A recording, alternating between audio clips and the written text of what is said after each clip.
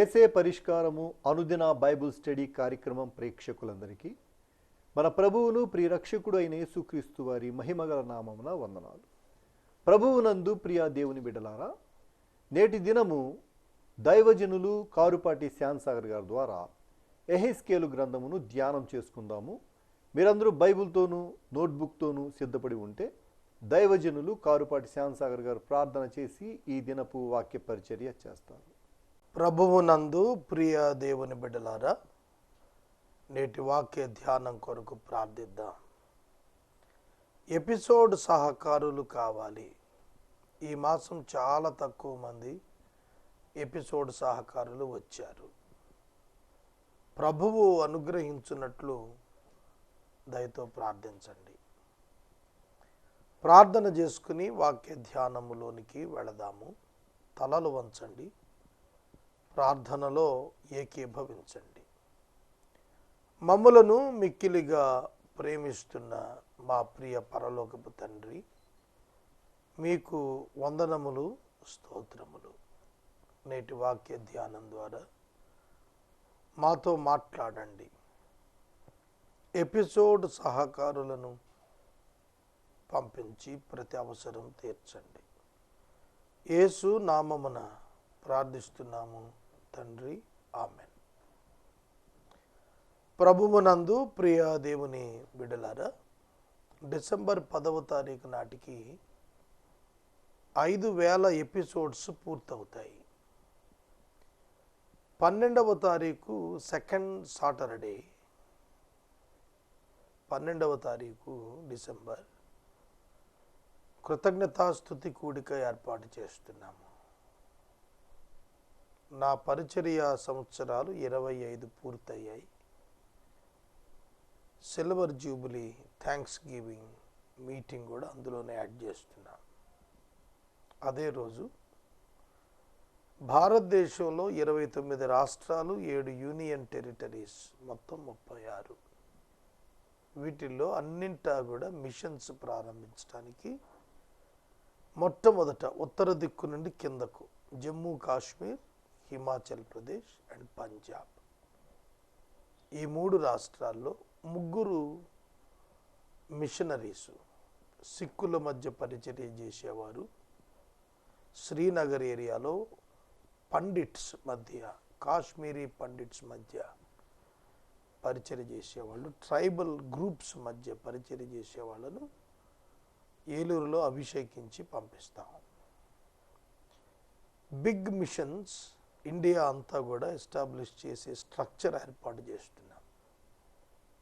కనుక దీనిలో సంఘాలు భాగస్థులు కావాలని పిలుపునిస్తున్నాను. మీ సంఘం నుండి ఉత్తర భారతదేశపు సువార్త సేవలో బిగ్ డయాసిస్తో కలిసి పనిచేయటానికి we are inviting your financial partnership. కనుక ఈ విషయంలో ప్రార్థన జరపండి. అలాగే ఒక మిషన్స్ కొరకైన మాసపత్రిక ఢిల్లీ న్యూస్ పేపర్స్ రిజిస్ట్రార్ దగ్గర రిజిస్ట్రేషన్ కొరకు ముందుకెళ్తున్నాం. మీ ప్రార్థనల్లో జ్ఞాపకం చేసుకోండి. ఈ మనవులు ప్రభువు అంగీకరించేటట్లు మీరు ప్రార్థించాలి. దేవుని వాక్యములోనికి వెళదాం. ఎహెస్కేలు గ్రంథము 30వ అధ్యాయము మీ ఎదుట ఉంచుకొనండి. 29 నుండి 32 అధ్యాయాలు వరకు ఐగుప్తు దేశపు నాశనం వివరించబడింది. ఇవి ప్రవచనాలు ముందుగా చెప్పబడ్డాయి. ఎహెస్కేలు బబులోనులో ఉన్న యూదుల మధ్య పరిచర్యకు పిలువబడ్డాడు. ఎహెస్కేలు అతని పరిచర్య బబులోనులో ఉన్న యూదుల మధ్య అయితే, అతని ప్రవచనాలు యెరూషలేము, యోధా ప్రాంతం మరియు ఇతర అన్య ప్రదేశాలు, అన్య జాతులను గూర్చిన విషయాలు ప్రస్తావనకు వచ్చాయి. చూడండి, 30వ అధ్యాయం 31, 32 మూడింట ఐగుప్తు నాశనం రాయబడింది. చదువుకుందాం. కొంచెం వేగంగానే చదువుతాను, ఎందుకంటే అన్యజనాంగపు తీర్పులు 35వ అధ్యాయం వరకు కనిపిస్తాయి. మరియు యెహోవా వాక్కు నాకు ప్రత్యక్షమై ఇలాగు సెలవిచ్చెను, నరపుత్రుడా, సమాచారమెత్తి ప్రవచించుము. ప్రభువగు యెహోవా సెలవిస్తోందేమనగా, ఆహా, శ్రమదినము వచ్చెనే, అంగలార్చుడి, శ్రమదినము వచ్చెనే, యెహోవా దినము వచ్చెను, అది దుర్దినము, అన్యజనులు శిక్షను పొందు దినము. ఇది యెహోవా వలన కలిగ చేయబడిన దినము, దీని యందు మనము ఉత్సహించి ఆనందించెదము అని వాక్యం చెబుతోంది. అదే మరొక దినమును గూర్చి, ఇది శ్రమ కలిగిన దినము,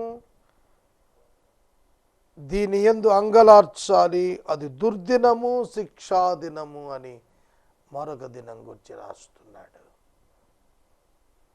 దేవునితో సహవాసం ఉన్నప్పుడు ఇది యెహోవా అనుగ్రహించిన దినం, దీని యందు ఆనందించి ఉత్సహించాలి.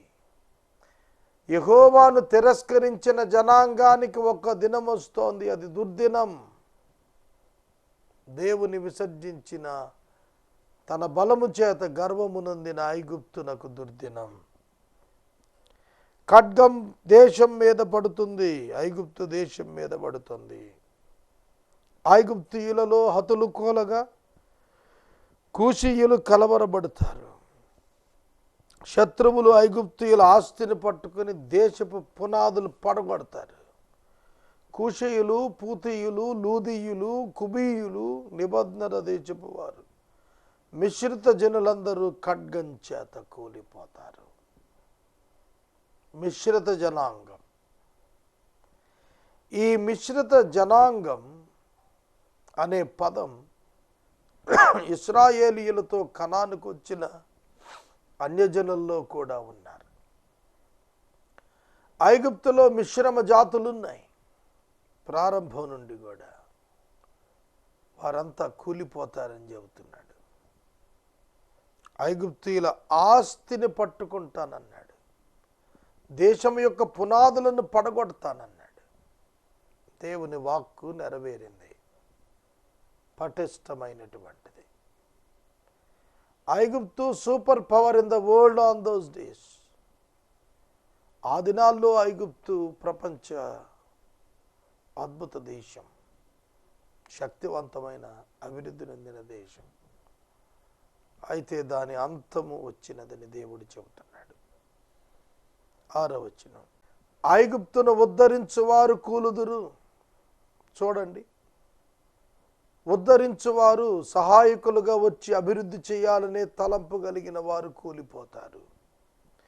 ఐగుప్తు బలగర్వం అణిగిపోతుంది. మిగ్దోలు మొదలుకొని సెవెనే వరకు జనులు ఖడ్గం చేత కూలిపోతారు. పాడైపోయిన దేశాల మధ్య ఐగుప్తీయులు దిక్కులేని వారై ఉండి నలుదిక్కుల పాడైపోయిన పట్టణాల మధ్య వారి పట్టణాలు ఉంటాయి. చుట్టుపక్కల పట్టణాలు కూడా నిర్వీర్యం, నాశనం అవుతున్నాయి. పాడైన పట్టణాల మధ్య పాడైన స్థితిలో ఐగుప్తు ఉండబోతోంది. అగ్ని ఐగుప్తు దేశంలో రగులు పెట్టబడి దానికి సహాయకులు లేకుండా దేవుడు చేయగా యెహోవాయే దేవుడై ఉన్నాడని వాళ్ళు తెలుసుకుంటారు. ఆ దినమున దూతలు నా ఎదుట నుండి బయలుదేరి వాడలెక్కి నిర్విచారులైన కూషీయులను భయపెట్టుదురు. ఐగుప్తునకు విమర్శ కలిగిన దినమున జరిగినట్టు వారికి భయభ్రాంతులు పుట్టును. ఇదిగో అది వచ్చే ఉన్నది, అది వచ్చే ఉన్నది. ఎప్పుడైతే ప్రవచనం నెరవేర్పు సమయం వచ్చిందో అప్పుడు మరోసారి చెబుతున్నాడు. 10వ వచనం, ప్రభు అయిన యెహోవా సెలవిస్తోందేమనగా, ఐగుప్తులు చేయు అల్లరి బబులోను రాజైన నెబుకద్నెజరు చేత నేను మాన్పిస్తాను. అల్లరి జనము అనే పదం అన్యజనాంగానికి వర్తించింది. వారు విగ్రహాల చేత దేవుని సన్నిధిలో అల్లరి రేపి చేశారు. వారిని అణిచివేయటానికి నెబుకద్నెజరును ఏర్పాటు చేసుకున్నాడు. జెంటైల్ ల్యాండ్స్ అన్నింటినీ కూడా పడగొట్టడానికి దేవుడు ఒక జెంటైల్ కింగ్, కల్దియన్స్ కింగ్ నెబుకద్నెజరు రాజును ఏర్పాటు చేసుకున్నాడు. నెబుకద్నెజరు రాజు ఐగుప్తీయుల యొక్క అల్లరిని మాన్పించేస్తాడు. రాజుకున్నటువంటి మ్యాజిస్టీరియల్ పవర్స్, సైనిక సంబంధమైనటువంటి శక్తులు, రాజుకున్నటువంటి బలం ఐగుప్తీయులను తొక్కేస్తుంది. జనములలో భయంకరులకు తన జనులను తోడుకొని ఆ దేశమును లయపరచుటకు నెబుకద్నెజరు దిగివచ్చును. ఐగుప్తీయులను చంపుటకై తమ ఖడ్గములను వరదీసి హతమైన వారితో దేశాన్ని నింపుతారు. నైలు నదిని ఎండిపోజేస్తాడు. నేను ఆ దేశాన్ని దుర్జనులకు అమ్మేస్తాను. పరదేశుల చేత నేను దేశమును దానిలోని సమస్తం పాడు చేయిస్తాను. యెహోవానైన నేను మాట ఇచ్చాను, సెలవిచ్చాను. విగ్రహాలను నిర్మూలన చేసి నోపులో ఒక బొమ్మ లేకుండా చేస్తాను. God is against to the idolatry విగ్రహారాధనకు అండ్ అడల్టరీ వ్యభిచారానికి దేవుడు వ్యతిరేకం. నోపులో ఒక బొమ్మ కూడా లేకుండా చేస్తాను. నోపు దేశంలో, ఐగుప్తు దేశంలో ఒక బొమ్మ కూడా, ఒక విగ్రహం కూడా లేకుండా చేస్తాను. దేవుని పోరాటం దేని మీద? మానవుల అవిధేయతపై, మానవుల అవిశ్వాసంపై. అది లేకుండా చేస్తా అన్నాడు. ఇక ఐగుప్తులో అధిపతిగా ఉండటానికి ఎవడూ లేకపోతాడు. ఐగుప్తు దేశానికి భయం పుట్టించేస్తాను. పత్రోసును పాడు చేస్తాను. సోయనులో అగ్ని ఉంచుతాను. నోలోలో తీర్పు తీరుస్తాను. ఐగుప్తునకు కోటగా ఉన్న సిను మీద నా క్రోధము కురుమరిస్తాను. నాలోని జనసమూహాలను నిర్మూలన చేస్తాను. నోలోని జనసమూహాలను నిర్మూలన చేస్తాను. ఐగుప్తు దేశంలో నేను అగ్ని ఉంచగా సీనునకు మెండుగా నొప్పి పడుతుంది. నోపురము పడగొట్టబడును. పగటి వేళ శత్రువులు వచ్చి నోపు మీద పడుదురు. ఓను వారిలోను, పిబేషతు వారిలోను యవనులు ఖడ్గం చేత కూలిపోతారు. ఆ పట్టణస్థులు చెరలోనికి వెళ్ళిపోతారు. ఐగుప్తుగా పెట్టిన కాండ్లను నేను తపానేశ్వరు విరుచు దినమున చీకటి కమ్ముతుంది. ఐగుప్తీయుల బలగర్వం అణచబడుతుంది. మబ్బు ఐగుప్తును కమ్ముతుంది. దాని కుమార్తెలు చెరలోనికి వెళ్తారు. ఐగుప్తీయులకు శిక్ష విధించగా నేను యెహోవానై ఉన్నానని వారు తెలుసుకుంటారు. ఐగుప్తీయులకు దేవుడు శిక్ష విధించిన తర్వాత వాళ్ళకి అర్థమవుతుంది దేవుడు యెహోవాయే అని. ముందుగా అర్థమైతే బాగుండేది, శిక్ష తప్పించుకునేవాళ్ళు. అలా అర్థం చేసుకోలేదు, అందుకే శిక్షలోనికి వచ్చారు. క్రైస్తవుడు శిక్షను గురించిన బోధన ఉండాలి. ప్రతి క్రైస్తవుడు పాపానికి కలిగే ప్రతిఫలాన్ని నుండి తప్పించుకోవటానికి ప్రభువు సన్నిధికి రావాలి. 11వ సంవత్సరం 1వ నెల 7వ దినాన యెహోవా వాక్కు ప్రత్యక్షమై ఇలా సెలవిచ్చింది. నరపుత్రుడా, నేను ఐగుప్తు రాజు అయిన ఫరో బాహువును విరిచాను. అది బాగవుటకు ఎవరు దాన్ని కట్టరు. అది కుదర్చబడి ఖడ్గం పట్టుకుని లాగుని ఎవరు దానికి బద్ద కట్టరు. కావున ప్రభువైన యెహోవా సెలవిస్తోంది ఏమనగా, నేను ఐగుప్తు రాజు అయిన ఫరోకు విరోధనై ఉన్నాను. బాగుగా ఉన్నదాన్ని, విరిగిపోయిన దాన్ని అతని 2 చేతులను విరిచి అతని చేతుల్లోని ఖడ్గము జారిపడును. ఐగుప్తీయులను జనములోనికి చెదరగొట్టుదును, ఆయా దేశములకు వెళ్ళగొట్టుదును. మరియు బబులోను రాజు యొక్క చేతులను బలపరిచి నా ఖడ్గం అతని చేతికి ఇస్తాను. ఫరో యొక్క చేతులు నేను నింపినందున ఫరో రాజు చూస్తూ ఉండగా, బబులోను రాజు చూస్తుండగా ఫరో చావు దెబ్బ తినవాడై మూలుగులు పెడుతూ ఉంటాడు. బబులోను రాజు యొక్క చేతులను బలపరిచి ఫరో చేతులు ఎత్తకుండా చేసి ఐగుప్తు దేశం మీద చావుటికే నేను నా ఖడ్గాన్ని బబులోను రాజు చేతికి ఇయ్యగా నేను యెహోవానై ఉన్నానని ఐగుప్తీయులు తెలుసుకున్నారు. నేనే యెహోవానై ఉన్నానని వారు తెలుసుకున్నట్లు నేను ఐగుప్తీయులను జనములలోనికి వెళ్ళగొట్టి ఆయా దేశములకు వారిని వెళ్ళగొట్టుదును. దేశమును పాడు చేయటమే కాదు, నిర్మానుష్యం చేయటం కాదు, ఖాళీ చేసేస్తున్నాడు. అందరూ వెళ్ళిపోతారు. ఆ దేశంలో ఇండ్లన్నీ పాడైపోతాయి.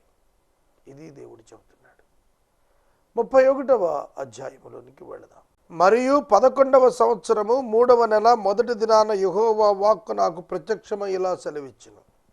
చూడండి, అన్య దేశాలకు శిక్షలను ఇస్తున్నటువంటి సందర్భాల్లో ఉన్న ప్రవచనాలకు దేవుడు పర్టిక్యులర్గా టైం ప్లేస్ రాస్తున్నాడు.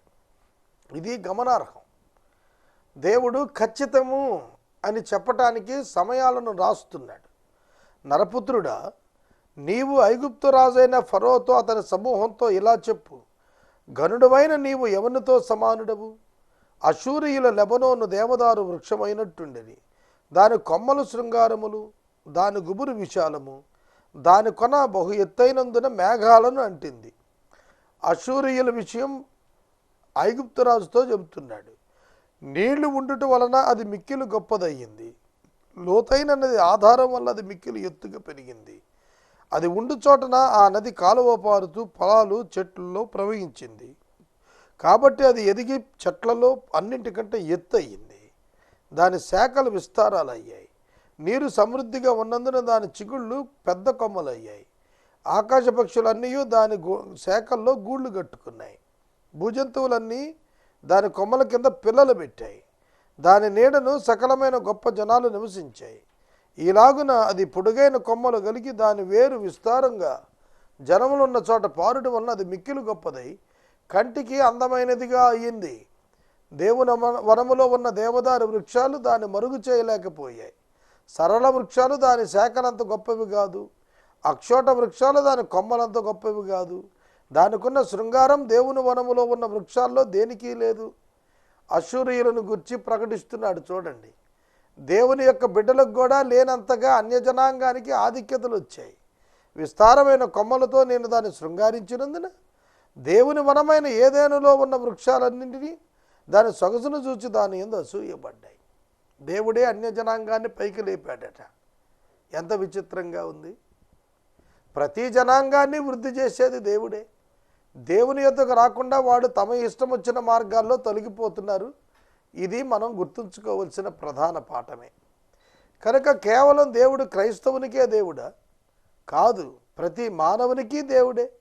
ప్రతి మానవుని, ప్రతి జాతిని, ప్రతి తెగను, ప్రతి భాష మాట్లాడు వారిని అభివృద్ధి చేయటం ఆయన ప్రణాళికలోని భాగమే. ఇది మనం నేర్చుకోవాలి. కాబట్టి ప్రభువైన యెహోవా ఇలా సెలవిస్తున్నాడు, నీ ఎత్తును బట్టి నీవు అతిశయపడితివి. తన కొన మేఘముల కంట చేసి ఎత్తును బట్టి అతడు గర్వించాడు. మేఘాలకు అందుతున్న ఎత్తు అన్నాడు. అంటే ఆకాశమంతటి ప్రభావ కీర్తి కలిగినటువంటి రాజు కలిగి ఉన్నారు వాళ్ళు. కాబట్టి అతని దుష్టత్వాన్ని బట్టి అతన్ని తరిమేసి జనములలో బలము గల జనమునకు నేను అతన్ని అప్పగిస్తాను. ఆ జనము అతనికి తగిన పని చేస్తారు.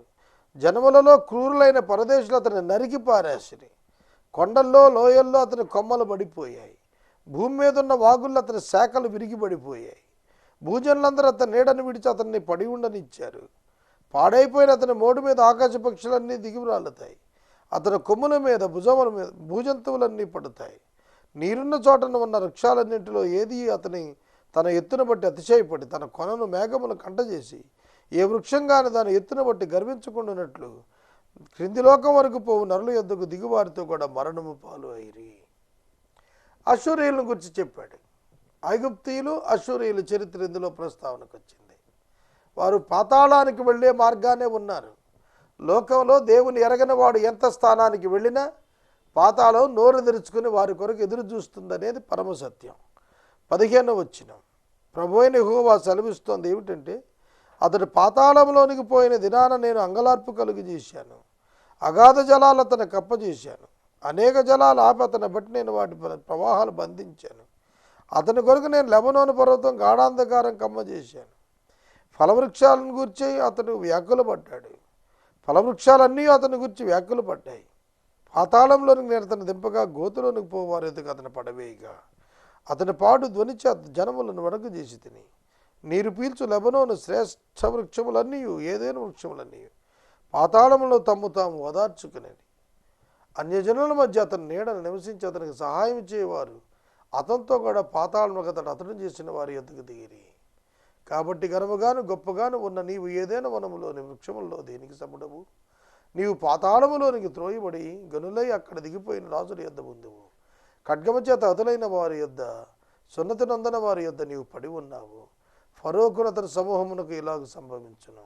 ఇదే ప్రభువు యెహోవా వాక్కు. రాజులలో గొప్ప రాజు, రాజ్యాల్లో గొప్ప రాజ్యం అయినటువంటి ఐగుప్తు రాజు ఫరో పాతాళం దగ్గరికి వచ్చేటప్పటికి కామన్గా తన చేత జయించబడిన మనుషుల చేత వారి ఆత్మల యొద్దకు చేర్చబడిన వాడై బాధ నొందుతాడని చెప్పి రాస్తున్నాడు. ఇక్కడ పాతాళ లోకాన్ని గురించిన చర్చ ప్రత్యేకంగా చెప్పబడింది. అవిశ్వాసి మరణానంతరం పాతాళ వశమే అవుతాడు అని చెప్పడానికి ఈ అధ్యాయం ఉపకరిస్తుంది. 32వ అధ్యాయం 1వ వచనం. మరియు 12వ సంవత్సరం 12వ నెల 1వ దినం యెహోవా వాక్కు నాకు ప్రత్యక్షమై ఈలో సెలవిచ్చెను, నరపుత్రుడా, ఐగుప్తు రాజైన ఫరోను గూర్చి అంగలార్పు వచ్చిన అతన్ని గూర్చి మాట ప్రకటించము. జనములలో కదమ సింహం వంటి వాడవని ఎంచబడితివి. జనములలో మొసలు వంటి వాడవై నీ నదుల్లో రేగుచూ నీ కాళ్ళతో నీళ్లు కలియబెట్టిదివి. వాటి వాగులను బురద చేసితివి. ప్రభువైన యెహోవా సెలవిస్తుందేమనగా, గుంపులు గుంపులుగా జనములను సమకూర్చి నేను నా వలన నీ మీద వేయగా వారు నా వలలో చిక్కి నన్ను బయటకు లాగెదరు. నేను నిన్ను నేలపడవేసి తెరచాప మీద పారవేస్తాను. ఆకాశ పక్షులు నీ మీద వ్రాలేటు చేస్తాను. నీ వల్ల భూజంతువులన్నీ కడుపార తిననిస్తాను. నీ మాంసాన్ని పర్వతాల మీద వేస్తాను. లోయలన్నింటినీ నీ కళేబరములతో నింపేస్తాను. మరియు భూమిని రక్తధార చేత పర్వతముల వరకు నేను తడిపేస్తాను. లోయలు నీతో నింపబడతాయి. నేను నిన్ను ఆర్పివేసి ఆకాశ మండలాన్ని మరుగు చేస్తాను. ఆ నక్షత్రాలకు చీకటి కమ్ము చేస్తాను. సూర్యునికి మబ్బు కప్పేస్తాను. చంద్రుడికి వెన్నెల లేకుండా పోతుంది. చూస్తున్నారా? అంత్యదినాన సంభవించేటువంటి సంభవాల వంటి సంభవాలు ఇక్కడ ఫరో యొక్క పతనంలో కూడా వర్ణించబడ్డాయి. సోదరుడా, సోదరి, God's judgements on the earth, భూమిపైన దేవుని యొక్క తీర్పులు వినబడుతున్నప్పుడు మానవులకు కష్టమే మిగులుతుంది. నిన్ను బట్టి ఆకాశమును ప్రకాశించు జ్యోతులన్నింటికీ అంధకారం కమ్మజేస్తా. నీ దేశం మీద గాఢ అంధకారం వ్యాపింపజేస్తా. ఇదే ప్రభువైన యెహోవా వాక్కు. నీవు ఎరుగని దేశాల్లోనికి నేను నిన్ను వెళ్ళగొట్టి జనములలో నీకు సమూల ధ్వంసం కలుగజేసి బహుజనములకు కోపం తెప్పిస్తాను. చూడండి, బహుజనులకు కోపము తెప్పిస్తాడట, దేవుడే రప్పిస్తాడట. నా ఖడ్గాన్ని నేను వారి మీద జుళ్ళిపిస్తాను. నిన్ను బట్టి చాలామంది జనులు కలవరం చెందుతారు. వారి రాజులు నిన్ను బట్టి భీతులైపోతారు. నీవు కూలు దినాన వారందరూ ఎడతెగక ప్రాణభయంతో వణికిపోతారు. ఒక ఐగుప్తుకే అంతటి దుర్మార్గం, అంతటి భయంకరత్వం వచ్చేస్తే దేవుని యొక్క భయము లేనటువంటి ప్రజలకు ఇంకెంత కలవరం వస్తుంది? అన్యజనాంగం దేవుని చేత మొత్తబడి నాశనం చేయబడుతున్నప్పుడు అన్యజనాంగానికి కలుగుతున్నటువంటి భయంకరమైనటువంటి వేదన చూస్తున్నప్పుడు ఏమని తెలుసుకోవాలి? ప్రభువైన యెహోవా సెలవిస్తోంది ఏమిటంటే, బబులోను రాజు ఖడ్గం నీ మీదకి వస్తోంది. అవును, ఐగుప్తు మీద బబులోను రాజు ఖడ్గం పడబోతోంది. శూరుల ఖడ్గాల చేత నేను నీ సైన్యాలను కూల్చేస్తాను. వారందరూ జనుల్లో భయంకరులుగా ఉంటారు. ఐగుప్తీయుల గర్వాన్ని నేను అణిచివేయగా దాని సైన్యం లయమైపోతుంది. ఐగుప్తుకు బలగర్వం ఉంది, ధనగర్వం ఉంది. ఐగుప్తు దేశము తన గర్వం చేత నాశనం అవుతోంది. దేవుని యొద్ద ఒక్కటే మనం తెలుసుకోవాలి, గర్వం కలిగిన వాడు పతనమైపోతాడు. బుద్ధిహీనుడు గర్విష్ఠిగా మారిపోతాడు. కనుక ప్రతి ఒక్క మనిషి తెలుసుకోవాలి, గర్వాన్ని వీడాలి. గర్వము మంచిది కాదు. గర్వించుటకు నీవే పాటి వాడవు, ఇంతలో కనపడి అంతలో మాయమయ్యే ఆవిరి వంటి వాడు. కనుక మనం ఎప్పుడు మరణిస్తామో మనకు తెలియదు. కనుక మన యొక్క బలాన్ని బట్టి మనం ఎన్నడూ గర్వించక దేవుడు మనకిచ్చిన అవకాశాన్ని బట్టి దేవుని స్తుతించడం నేర్చుకోవాలి. మరియు గొప్ప ప్రవాహాలు దరివున్న పశువులన్నిటిని నేను లైటుపరచుదును. నరుని కాలైనను పశువుని కాలైనను వాటిని కదిలింపకుంటాయి. అప్పుడు నేను వాటి నిండు తొనక చేసి తైలం పారేటట్టు నదులను పారజేస్తుంది. ఇది యెహోవా వాక్కు. చూడండి, నదులు పారజేసి నూనె ప్రవాహం వచ్చేట్టుగా చేస్తా అన్నాడు. నేను ఐగుప్తు దేశమును పాడు చేసి అందులో సమస్తం నాశనం చేసి దాని నివాసులందరినీ నిర్మూలన చేయగా నేను యెహోవానై ఉన్నానని ఐగుప్తీయులందరూ తెలుసుకుంటారు. ఐగుప్తీయుల్లో మొట్టమొదట మోషే కాలంలో జ్యేష్ఠుడు చనిపోయేటట్టుగా చేశాడు. ఇప్పుడైతే మనుషులందరూ చచ్చేటట్టుగా చేస్తానన్నాడు. దేవునికి వ్యతిరేకంగా వెళ్ళి ఎవరు ఏమీ సాధించలేరు. 16వ వచనం, ఇది అంగలార్పు వచనం, వారు దాన్ని ఎత్తి పాడుదురు. అంగలార్పు వచనం పాడుతాం, సాడ్ సాంగ్. అన్యజనుల కుమార్తెలు ఏడుస్తూ పాడతారు. ఐగుప్తును గూర్చిన సమూహాలు ఏడుస్తూ పాడతారు. ఇది ప్రభువు యెహోవా వాక్కు. ఒకప్పుడు స్థానిక నాదం చేత చిందులు వేసిన ఐగుప్తు కుమార్తెలు, ఇతర దేశాల ప్రజలు ఇప్పుడైతే అంగలార్పు వచనం ఎత్తి ఏడుస్తూ ఉంటారు. అది ప్రభువు చెబుతున్నాడు. 12వ సంవత్సరం నెల 15వ దినం యెహోవా వాక్కు ప్రత్యక్షమైంది. యెహోవా వాక్కు ప్రత్యక్షమై సెలవిస్తోంది, నరపుత్రుడా, అల్లరి చేయు ఐగుప్తీయుల సమూహాన్ని గురించి అంగలార్చు. అల్లరి దాని యొక్క గుణం, దాన్ని గురించి అంగలార్చాలి. జనములు కుమార్తెలు భూమి కిందకు దిగిపోయినట్టు భూమి కిందకును పాతాళమును పోయి వారి యొద్దకు వారిని పడవేయి. సౌందర్యమందు నీవు ఎవరిని మించిన వాడువు, దిగి సున్నతి నందున వారి యొద్ద పడి ఉండుము. సౌందర్యమున ఐగుప్తు చాలా మించిన వాడైనా సున్నతి లేని వాడైనందున పడగొట్టబడుతున్నాడు. ఖడ్గము చేత హతమైన వారి మధ్య వారు కూలుతారు, వారు కత్తిపాలవుతారు. దాని జనులను లాగిపారేయండి. వారు దిగిపోయిరే, సున్నతి నందని వీరు ఖడ్గము చేత హతమై అక్కడ పడి ఉండిరే అని అందురు. పాతాళంలో ఉన్న పరాక్రమశాలుల్లో బలాఢ్యులు దాని గురించి దాని సహాయకులను గురించి అందరు. పాతాళ వశమున కూడా దీన్ని గురించినటువంటి డిస్కషన్ వచ్చింది అన్నాడు. ఎంత సివియారిటీ ఉంది ఐగుప్తుకు వచ్చే శిక్ష మీద. 21వ వచనం దగ్గర నేను వాక్యాన్ని నిలుపుదల చేస్తున్నాను. 22వ వచనంలో అష్షూరును గురించిన మాటలు ప్రారంభించబడ్డాయి. వాటిని రేపటి వాక్య ధ్యానిద్దాం. ఎపిసోడ్ సహకారులు కావాలి, ముందుకు రండి. మిషన్స్లో భాగస్థులు అవదలిచిన వారు మాతో సంప్రదించండి. ప్రార్థించుకుందాం. మనము ఇంతవరకు దైవజనులు కారుపాటి శ్యామ్సాగర్ గారి ద్వారా యెహెజ్కేలు గ్రంథమును ధ్యానం చేసుకున్నాము. ఈ కార్యక్రమం ద్వారా మీరు పొందుకొనుచున్న ఆత్మీయ మేలులు ఒక ఉత్తరం ద్వారా మాకు తెలియచేయండి. మీ ప్రార్థనా మనవులు మాకు తెలియచేస్తే ఏసే పరిష్కారం కార్యాలయంలో ఏర్పాటు చేసిన ప్రత్యేక ప్రార్థనా శిబిరంలో మీ కొరకు ప్రార్థిస్తాం. మీ కుటుంబ పక్షముగా ఒక ఎపిసోడ్ ప్రసారం చేయాలనుకున్నారు మాకు తెలియచేస్తే మా సిబ్బంది మీ గృహాలను దర్శిస్తారు. ముగింపు ప్రార్థన ఆశీర్వాదాలతో ఈ కార్యక్రమాన్ని ముగించుకుందాం. ప్రార్థన చేసుకుందాం. మమ్మల్ని మిక్కిలుగా ప్రేమిస్తున్న మా తండ్రి, వందనాలు. వాక్యము విన్న బిడ్డలను దీవించము. వాక్యమునకు సహకారులను పంపించము. అన్య దేశాలు వారి పాపాన్ని బట్టి శిక్షకు గురవుతున్నాయి. దేవా, నిన్ను తృణీకరించి వారు శిక్షకు పాలుగా వెళ్ళారు. దీన్ని మేము తెలుసుకుని మారు మనసు పొంది నిన్ను అంగీకరించే కృపనివ్వండి. నజరేయుడైన యేసు నామాన ప్రార్థిస్తున్నాము తండ్రి, ఆమేన్. తండ్రి అయిన దేవుని ప్రేమ, కుమారుడైన యేసయ్య కృప, పరిశుద్ధాత్మని యొక్క అన్యోన్య సహవాసం సదా మనకు తోడై ఉండును గాక. ఆమేన్.